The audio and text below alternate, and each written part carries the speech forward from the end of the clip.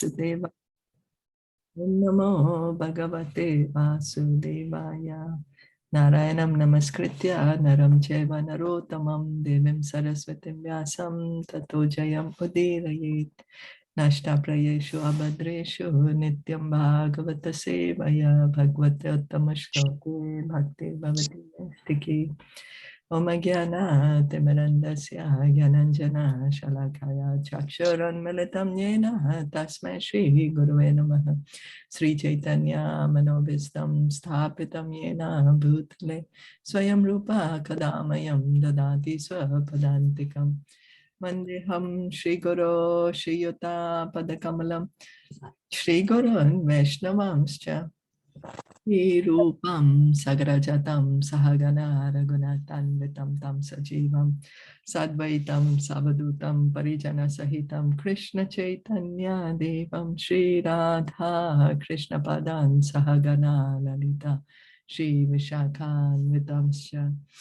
Hey Krishna Karuna Sindhu Dinabandho Jagatpate Gopesha Gopika Kanta Radha Kanta Namostute तप्त कंचन गौरंगी राधे वृंदावनेश्वरी वृषभानु सुते देवी प्रणमामि हरिप्रिये नम ओं विष्णुपदाय कृष्ण पृष्ठाय भूतले श्रीमते भक्तिवेदांत स्वामी इति नामिने नमस्ते सरस्वती देवे गौरवाणी प्रचारिणे निर्विशेष शून्यवादी पाश्चात्य देशतारिणे Vanchakalpatarubhyasya kripa sindhu eva cha patitanam pavanebhyo vaishnavebhyo namo namaha.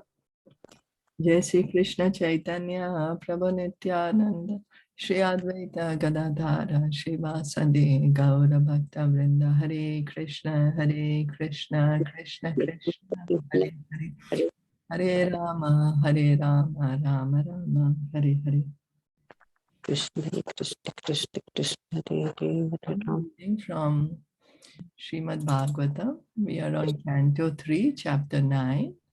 And we'll read from text 27 and text 28.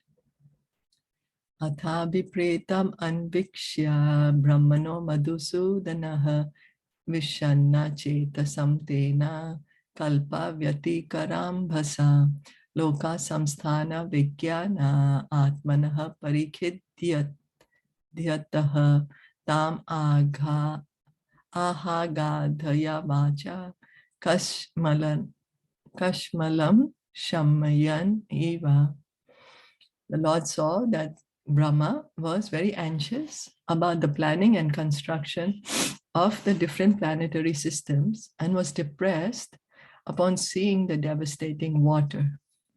He could understand the intention of Brahma, and thus he spoke in deep, thoughtful words, removing all the illusion that had arisen. So this is still the interaction between Lord Brahma and Garbhodaksha Vishnu. Maitreya Muni is speaking to Vidur.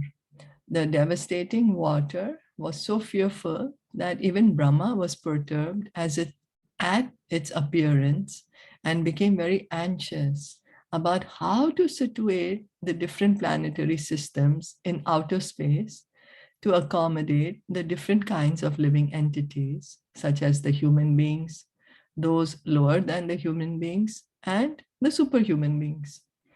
All the planets in the universe are situated according to the different grades of living entities under the influence of the modes of material nature. There are 3 modes of material nature, and when they are mixed with one another, they become 9. When the 9 are mixed, they become 81, and the 81 also become mixed, and thus we ultimately do not know how the delusion increases and increases. So now it's Brahma's, it's his responsibility to create the planets inside the universe and to place the different living entities in different planets. So it's not that there is living beings only in this Earth planet, as modern scientists, they show, or that they are no better than human beings on other planets. There is even more superior than human beings in the upper planetary systems, you know. And then, of course, there are the hellish planets. So Brahma is having a confusion. How? Because there's water everywhere. So how can I put the planets? How can I do that? But also, so even if we are in the higher planetary system, you know, even in the highest planet, still we will be under the influence of modes of material nature. Means still we are under the control of the material energy. Doesn't matter which planet we go to in the material world, which universe we go to in the material world. And what are the modes of nature? Goodness, passion, and ignorance. And then these three, they combine. Then when they mix, they become 9. So then that's how there are so many different types of living entities, 8,400,000 species. Depending on the different combination and permutation of these 3 modes of nature, there are that many desires. And so that's why there are that many living, there are that many species of life. So Lord Brahma had to accommodate different places and situations for the requisite bodies of the conditioned souls. The task was meant only for Brahma, and no one in the universe can even understand how difficult it was. But by the grace of the Lord, Brahma was able to execute the tremendous task so perfectly that everyone is amazed to see the workmanship of the Vidata, or the regulator. So it's not an easy thing to do, create all the planets and put suitable living entities inside each planet, give them suitable bodies so they can live in that atmosphere.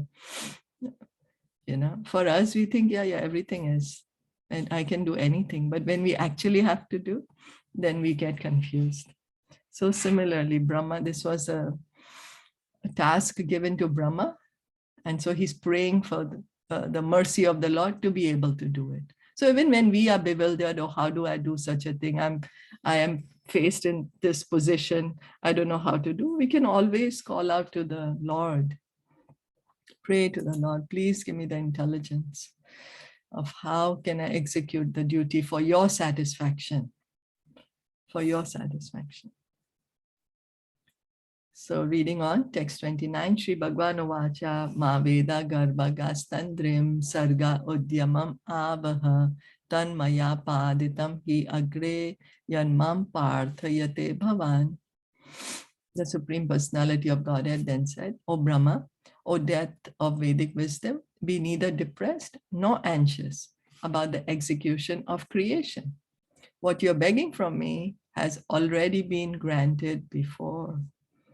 Any person authorized by either the Lord or by his bona fide representative is already blessed, as is the work entrusted to him. So it's the same thing, like how Arjuna was blessed by Krishna to win the war because he was an instrument of Krishna in the execution of Krishna's will. Similarly, here Krishna has appointed Brahmaji to do the work of the sub-creation or the secondary creation. So Krishna has given him the necessary intelligence, the necessary, blessings, mercy that is needed for Brahma to do his work. So of course, the person entrusted with such a responsibility should always be aware of his incapability and must always look for the mercy of the Lord for the successful execution of his duty. One should not be puffed up because he is entrusted with certain executive work. So similarly, when one is authorized by the pure devotee, when somebody is doing the work on behalf of the pure devotee, then that person also should think that, oh, I do not have any power. Whatever I'm able to do is because of the mercy that has been given to me for doing this particular service. So Fortunate is he who is so entrusted, and if he is always fixed in the sense of being subordinate to the will of the Supreme, he is sure to come out successful in the discharge of his work. So Brahma is not getting puffed up. Oh, Krishna chose me to do this, I'm Brahma. Krishna didn't choose anyone else. He chose me to be in charge of creating the planets. Sometimes we do think that, right? Oh, I'm so great. I was the one who was chosen to do this thing. But Brahma is not thinking that way. And that's what Bhagavatam is saying. We should not get puffed up. If we are chosen to do certain thing, we should feel ourselves fortunate. We should have the gratitude. Gratitude. Oh, thank you, Krishna. You could have chosen anyone else to do this work. Anyone. Krishna can use anyone. Oh, but you chose me for this particular task. Thank you so much. So then he's sure to come out successful in the discharge of his work. So gratitude is important. Arjuna was entrusted with the work of fighting on the battlefield of Kurukshetra, and before he was so entrusted, the Lord had already arranged for his victory. But Arjuna was always conscious of his position as subordinate to the Lord, and thus he accepted him as the supreme guide in his responsibility. Anyone who takes pride in doing responsible work but does not give credit to the Supreme Lord is certainly falsely proud and cannot execute anything nicely. So this is what we have to give up. Then we usually tend to take the credit for ourselves. And then what we have to do is, okay, take the credit, but pass it on. I'm able to do this thing, yes, but it's because of Krishna's will. Krishna chose me to do this. Krishna made the arrangement to do this. Krishna gave me the necessary intelligence to do it. Then that can keep us humble. And then again, then we can be grateful again, oh, thank you, Krishna. You could have chosen anyone else, but you chose me. So I'm grateful to you. Thank you for allowing me to do some service. Brahma and persons in the line of his disciplic succession who follow in his footsteps are always successful in the discharge of loving transcendental service to the Supreme Lord. So this is the Brahma Madhva Gaudiya Vaishnav Sampradaya. This disciplic succession is coming from Brahmaji himself. And so then the ones who are truly following the instructions of Brahmaji and the other predecessor acharyas, not imitating, but following the instructions, then the success is guaranteed. Success for what? Discharge of loving transcendental service. Prema bhakti, love of God, is guaranteed. Any questions, comments? Anything to share?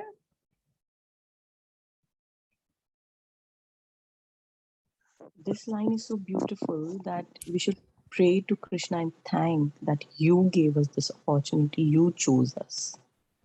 Yes. Yeah, this one is really, really beautiful. Yes. Like every single line of Bhagavatam has a deeper meaning if we try to understand. Oh yes, so true. So true. Because this is like our everyday. We are chosen to do so many beautiful things, but we forget to thank Krishna. Yeah. That I'm able to read today with you because Krishna chose me. Yeah. So I'm just taking this for granted. Yeah. Because I'm getting it every day. But I don't know that how merciful, how grateful I should be to Krishna. And he's so merciful that I am able to sit here with all the devotees and I'm able to read this today and understand this knowledge. Yeah. Very nice. Thank you. Yes. So we should feel ourselves fortunate and have gratitude to Krishna, I think at every step, yeah, we should be grateful, thankful to Krishna. Oh, every day we start our day, it should be like that. Yes. Yes. Yes. Shukrana, Shukrana, Shukrana. Yes. Yes. Yes.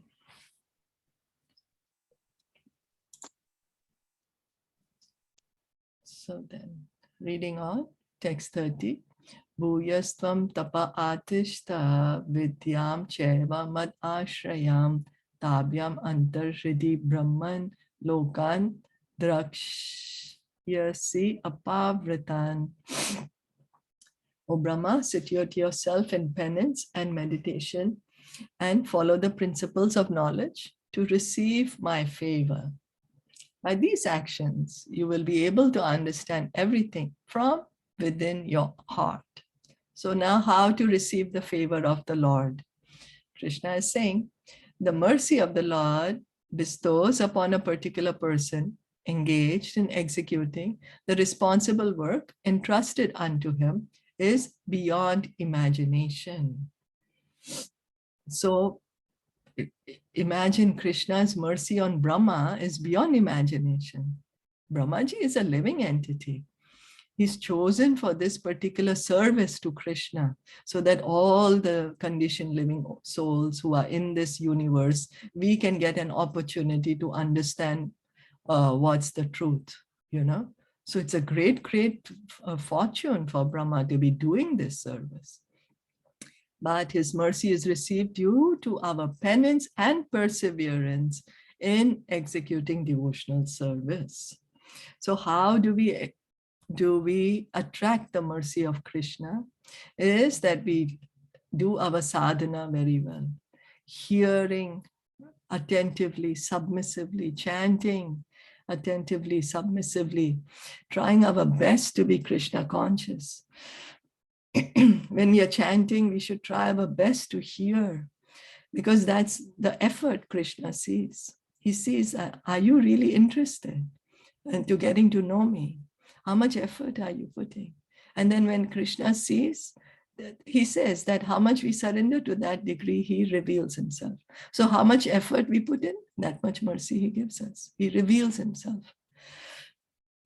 So we should put that intense, we should have that intense effort, intense desire to engage in bhakti, to get to know Krishna, so that we can also get love of God, love of Krishna, which is the highest, which is the goal of human life, actually. It's the goal. So, and we should take it as a matter of urgency. Not that, oh, I'm still living, it's okay. You know, where is Krishna gonna go? He's always been around. So he's always been around, I can take my time. What's there?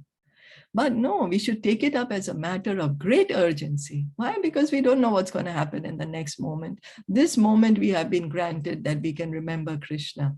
So let me use this moment to remember Krishna. I don't know what's going to happen in the next moment, whether I will be in this body or no.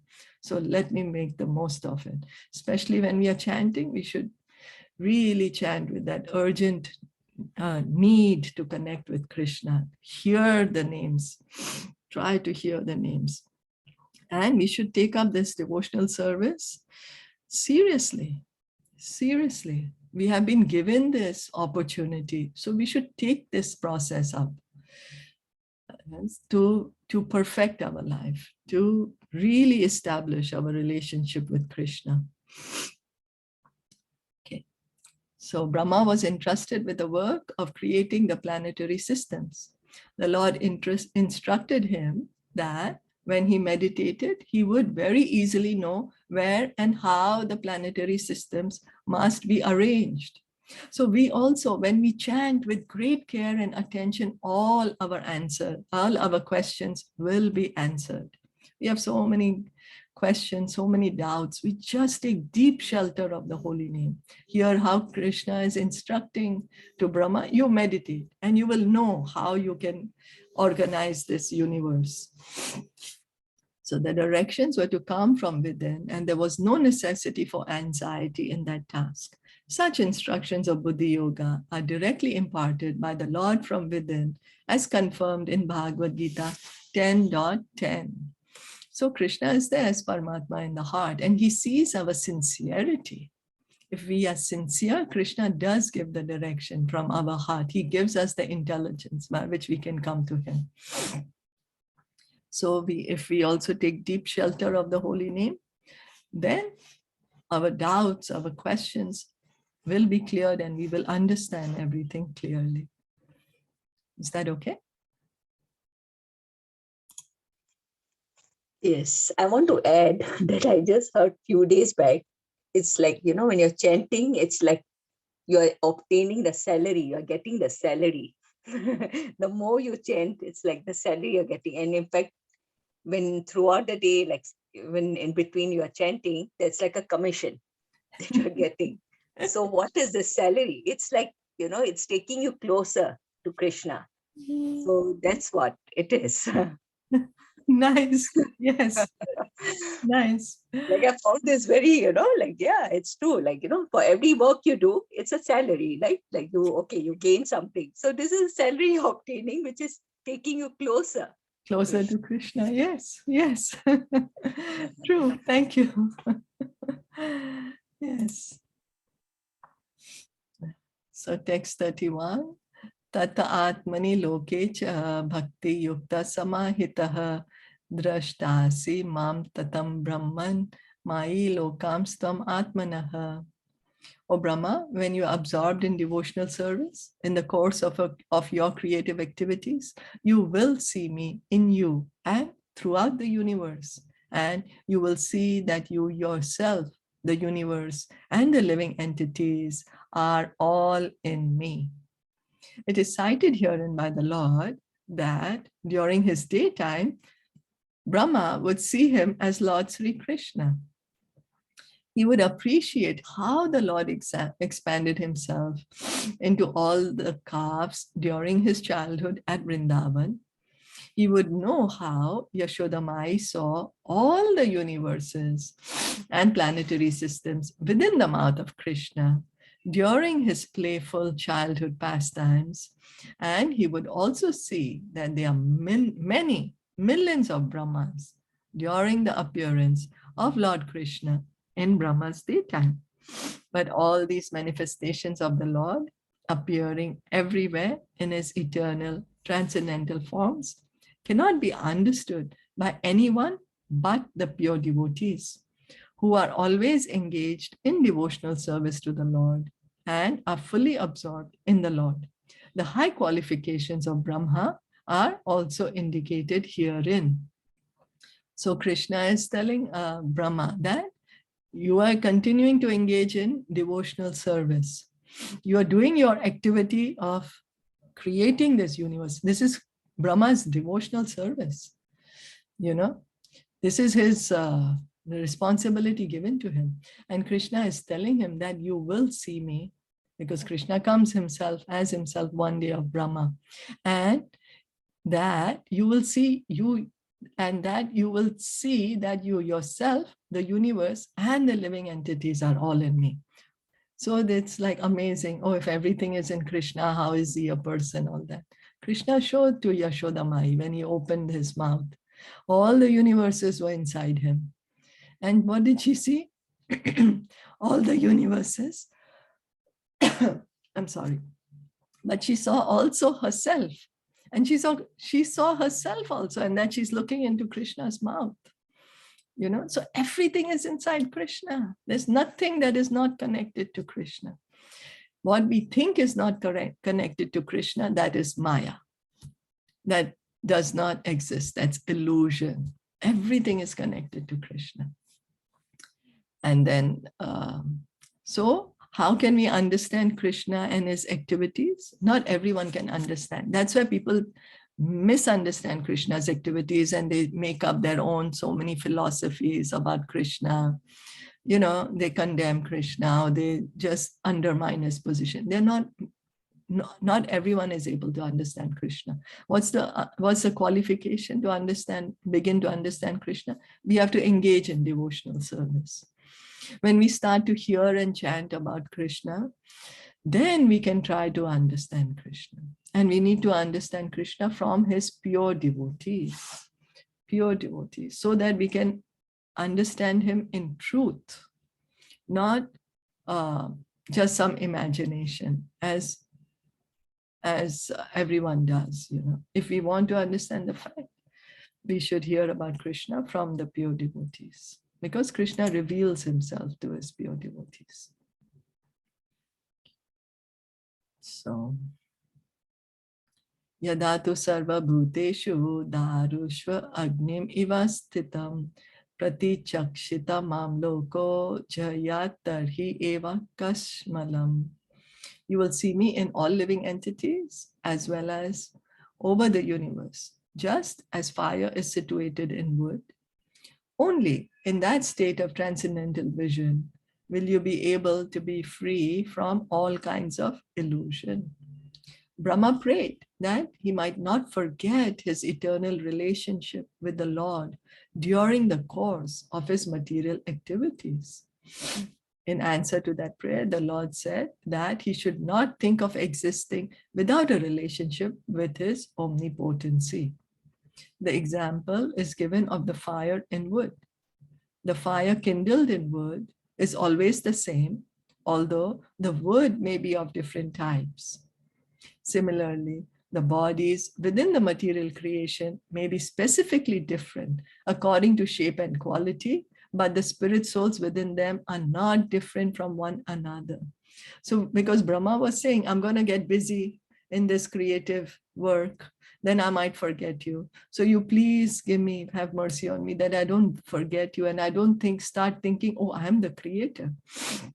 Very easy, no? The more power we have, it's very easy to get more puffed up and thinking we are doing it. So Krishna is saying, you can remember me by understanding, okay, you're giving shape, okay, to all the living entities, and the shapes are different, the sizes are different based on the atmosphere. A fish looks different than a human being. A tree looks different than a dog, but there is a soul in each and every one of them, and that soul is the same. And when we say that the soul is the same, what does it mean? Not that they are not individuals, but the quality of the soul, all Satchidananda. All individuals, the soul inside the tree is also an individual. The soul inside a fish is also an individual. The soul inside a dog is also an individual, but they're all Satchidananda, all souls. Although outside, the bodies look different. The quality of fire, warmth, is the same everywhere, and the spiritual spark, or part and parcel of the Supreme Spirit, is the same in every living being. So fire is fire. The example is given, we burn a wood from a tree of a banyan tree, or we burn a walnut tree. The wood, the trees are different, but there is fire inside the wood. And that fire is the same. That fire will give heat and light. See, it's not that the banyan tree fire is not going to give heat and light, and only, well, banyan tree and walnut trees are not supposed to be burnt. These are, very valuable trees. There are other trees which are supposed to be burnt. I don't know the names, the less important.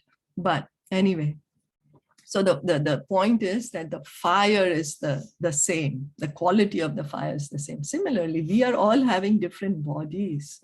Some are looking like human beings, some look like animals, some look like birds. But what's the point? In each and every body is a soul, and that soul is a part and parcel of Krishna. So this transcendental knowledge alone can save one from the contamination of material illusion. Since the Lord potency is distributed everywhere, a pure soul or devotee of the Lord can see everything in relationship with the Lord, and therefore he has no affection for the outer coverings. That, everything is coming from the Lord. The Lord is the creator of the material energy and also the spiritual, the Jivatmas. So the body looks like a human being. It is made up of earth, water, air, fire, ether, mind, intelligence, false ego. And Krishna is the one who creates these material elements. And of course, all the different senses. And inside the body, there is a spirit soul, who has an eternal relationship with Krishna. So whether we are seeing the material or the spiritual, both are connected to Krishna. Both are connected. So that's the vision of the pure devotee. They are seeing Krishna everywhere. They don't see anything disconnected from Krishna. Since the Lord's potency is distributed everywhere, a pure soul or devotee of the Lord can see everything in relationship with the Lord, and therefore he has no affection for the outer coverings.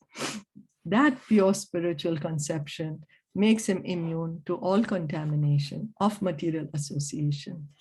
The pure devotee never forgets the touch of the Lord in all circumstances. So the pure devotee rightly understands the position of the material energy, the living entities, and the Supreme Lord. And so he sees the Lord everywhere. He sees the touch of the Lord everywhere. Is that okay? Yes. Yes. Yeah. So we'll stop here for today. So this one, he's also trying to say that Brahma Vimohan Leela also, that Brahmaji was able to see once Krishna in the one day of his. Not only the Brahma Vimohan Leela, but all Krishna's pastimes. Okay. Yeah. When Krishna comes once in a day of Brahma, then Krishna can see all his pastimes. Like he said, that you can see. Brahmaji can see all his pastimes, right? Yeah. Okay. Okay. And then that is continuously happen in any of, like right now also Krishna is doing his same Leela in some of the other universe, right? It's satata, it's continuously going. Yeah. Yeah. Yeah. In the unlimited number of universes, it's going on. Eternally going on. That's why his pastimes are called eternal. Because he's kind that not only does he want to take the souls back from this universe, but he wants to take the souls back from every universe of the material world. You know? So yeah. So we'll stop here for today.